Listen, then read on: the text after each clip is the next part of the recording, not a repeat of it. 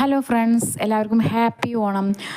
അപ്പോൾ ഇന്ന് തിരുവോണ ദിനത്തെ ഒരു മോർണിംഗ് വ്ളോഗാണ് കേട്ടോ. അപ്പോൾ രാവിലെ അടിക്കലും തുടക്കലും കുളിയൊക്കെ കഴിഞ്ഞിട്ട് ഞാൻ വിളക്ക് വെക്കുകയാണ്. അപ്പോൾ ഇന്ന് തിരുവോണം ആഘോഷിക്കുന്നത് ഞങ്ങൾ തറവാട്ടിലാണ്. ഉത്രാടം ഞങ്ങൾ ഇവിടെ ആഘോഷിച്ചു.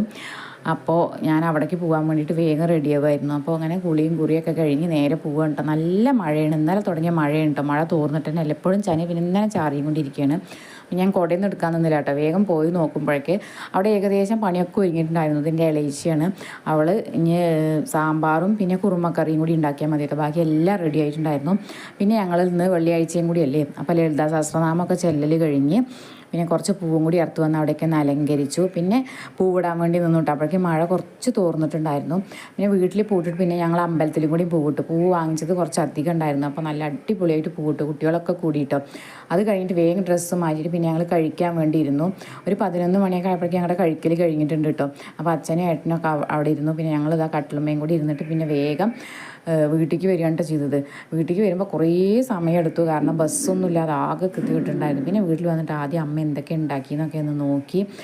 പിന്നെ എന്തായാലും അമ്മ നല്ല അടിപൊളിയായിട്ട് സദ്യ ഉണ്ടാക്കിയിട്ടായിരുന്നു. പിന്നെ നമ്മുടെ കൈ കൊണ്ട് വിളമ്പിത്തരും കൂടി ചെയ്തപ്പോൾ അത് അടിപൊളിയായി. അപ്പോൾ നമ്മുടെ കുഞ്ഞു വീഡിയോ അത്രയേ ഉള്ളൂ കേട്ടോ. ഇഷ്ടമായിട്ടുണ്ടെങ്കിൽ സബ്സ്ക്രൈബ് ചെയ്ത് സപ്പോർട്ട് ചെയ്യണേ.